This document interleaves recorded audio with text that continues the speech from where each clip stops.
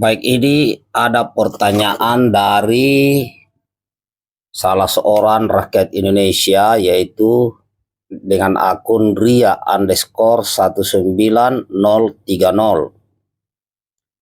Izin Jenderal, apa tidak bisa diperbaiki lagi gaji TNI, Pak? Soalnya mereka itu terlalu rendah. Semoga setelah Pak Prabowo pimpin Indonesia, biar perhatikan kesejahteraan TNI ya Pak. Amin. Ya, sebelumnya saya sampaikan kepada saudari Ria, saya bukan jenderal. Saya hanyalah pangkat rendah ya, yaitu mayor dan sudah pensiun, namanya Mayor Purnawirawan. Nah, ini pertanyaannya sangat bagus, sahabatku. Ya, di saat Pak Prabowo, salah satu harapan dari keluarga besar TNI yaitu agar gaji mereka dinaikkan. Baik, di sini saya sampaikan kepada saudara-saudaraku, kalau kita mengikuti perjalanan hidup Pak Prabowo ya, mulai dari masuk tentara menjadi komandan, ya Pak Prabowo selalu ya berpikir bagaimana kesejahteraan prajurit TNI, ya itu diperhatikan. Namun di saat itu kan beliau tidak bisa campur tangan dalam politik. Maka Pak Prabowo tidak segan-segan mengeluarkan uang pribadi untuk membantu ya semampunya kepada prajurit yang membutuhkan. Itu bisa dilihat waktu beliau berada di Kopassus, ya waktu beliau berada di Kostrad. Jadi beliau tahu apa, para prajurit baik dari Kopassus maupun Kostrad yang pernah di bawah komando langsung Pak Prabowo pasti tahu itu. Nah, ini melekat pada diri Pak Prabowo hingga sekarang. Nah, setelah beliau bukan lagi tentara, beliau setelah itu beliau terjun ke dunia bisnis. Dengan Pak Prabowo membuka beberapa perusahaan, otomatis terbuka lapangan kerja untuk rakyat Indonesia. Nah, disinilah Pak Prabowo kembali ya, dengan Pak Prabowo membuka perusahaannya, banyak orang yang kerja, karyawan dan digaji. Terbuka lapangan pekerjaan. Terus beliau terjun ke dunia politik, di partai politik, membangun Gerindra. Ada berapa banyak, ribuan, bahkan puluhan ribu orang-orang yang tergabung di dalam Gerindra dan mereka berkarir di politik. Baik DPR RI, DPRD tingkat 1, DPRD tingkat 2. Baik itu gubernur atau wakil gubernur, bupati, wakil bupati, wali kota, wakil wali kota, dan mencetak banyak pemimpin-pemimpin baik daerah maupun nasional. Dan itu beliau masih di luar pemerintahan.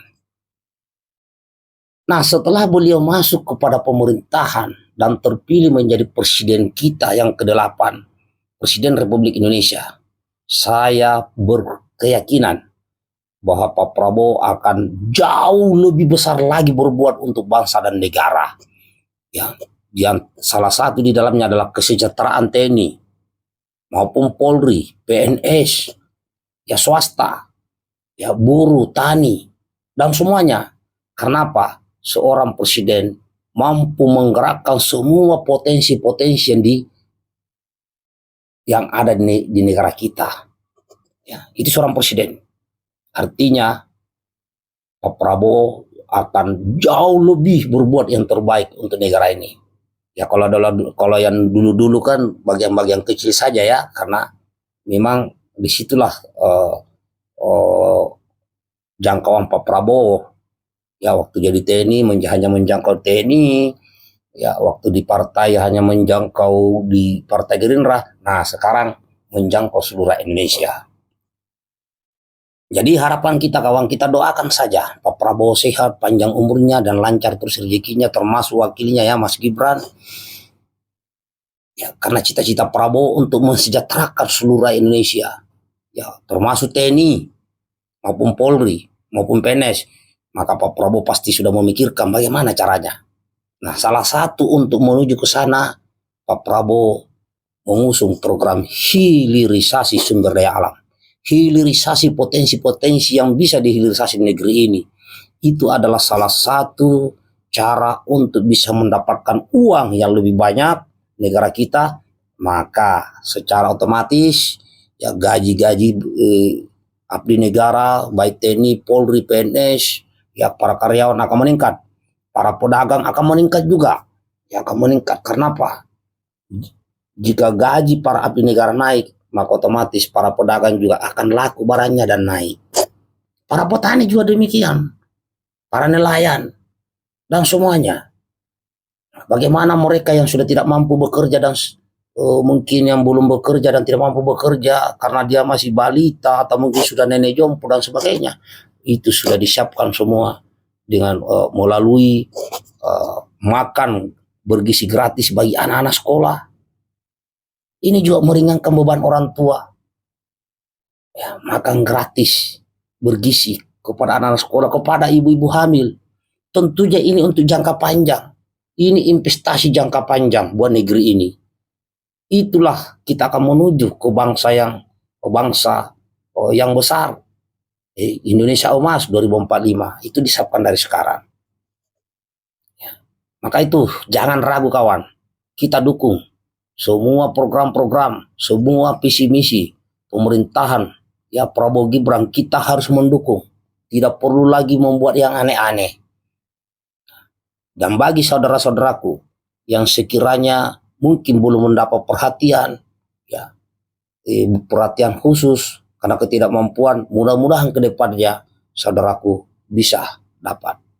Jadi itu jawaban saya saudaraku panjang lebar yang bertanya tadi, bahwa insya Allah ya gaji TNI akan naik, ya, bukan hanya gaji TNI, gaji Polri, PNS, ya karyawan, swasta dan seluruhnya akan merasakan manfaat daripada kepemimpinan Pak Prabowo ke depan. Nah, kita akan mengikuti sama-sama ya, kita akan mengikuti sama-sama. Yang penting sekarang kita harus tetap mendoakan sebagai manusia yang beragama, kita mendoakan pemimpin kita, presiden kita, yaitu Pak Prabowo dan wakilnya Mas Gibran, agar mereka sehat, panjang umur, dan amanah dalam melaksanakan tugas-tugas yang diamanahkan oleh rakyat ya kepada Pak Prabowo maupun Mas Gibran. Dan satu lagi, kita boleh beda pilihan di dalam politik, ya dalam pilkada, dalam pilpres dan sebagainya boleh, tetapi kita sebagai rakyat Indonesia harus tetap menjaga persatuan Indonesia, karena yang paling penting adalah persatuan Indonesia. Dan ini sudah dicontohkan oleh Bapak kita yaitu Pak Prabowo, yaitu semua lawan-lawan politiknya di dalam pilpres itu semua dirangkul dengan tujuan semata-mata demi NKRI, bukan untuk pribadi maupun golongan. Tetap semangat, salam hormat buat semuanya. Assalamualaikum warahmatullahi wabarakatuh dan selamat siang.